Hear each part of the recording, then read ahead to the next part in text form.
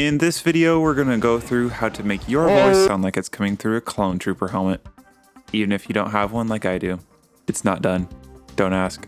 Anyways, recently I made a Clone Wars brick film, and in said brick film I had several clones, obviously. And when it came to voicing them, I had two options. Piece together clips of audio from the show and the movie, which I have in the vault, by the way. Or I could have them recorded by me and a few friends and see how that goes. I needed those custom voice lines to make the story make sense. So I had friend of the channel, Adam, come over and record some voice lines for Captain Rex. Give it a listen. Sir, there's been a disturbance. There was an explosion in the shipyard. We suspect foul play. Yes, sir. I think this sounds pretty good. We both watched this here tutorial on how to do the accent and the voice, and I think that helps a good bit, but we're not all the way there. We do need that helmet sound to complete the effect. I'm going to be doing all this in DaVinci Resolve. I do have the paid version, but this will work in the free version, as well as other softwares. You just might have to make a few tweaks to the settings. What I'm going to do is put all these effects on the track itself, so I don't have to copy and paste the settings to every single clip.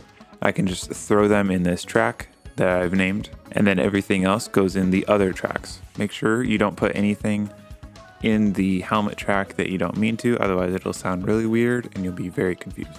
Now we're going to switch from the edit page over here to the Fairlight audio page. I'm going to resize this real quick, and we're going to jump right into it by double clicking this icon here that will bring up the compressor, and we're just going to do some basic settings. This is just general audio processing stuff to lower the high points in the audio, raise the low points in the audio, and make it sound a little fuller and louder. And once we get that done, of course, we're going to take a quick listen.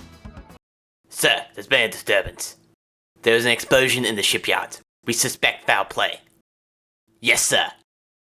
Next is EQ, which is where most of the effect is accomplished. You can copy my exact values if you want, but essentially what we're doing is we're cutting the high end and the low end to keep it cleaner.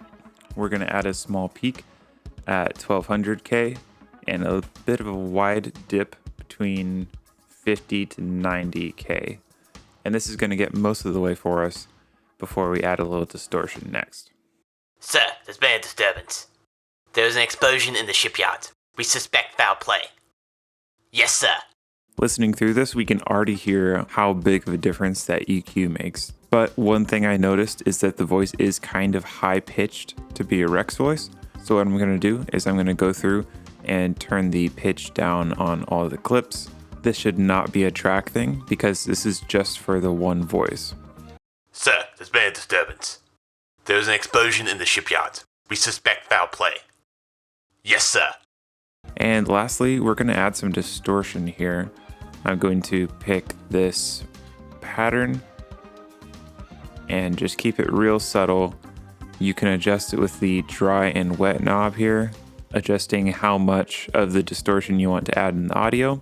Just be careful with how much you add, because with too much, it can sound a little harsh. Okay, you have your final helmet sound. Sir, there's been a disturbance.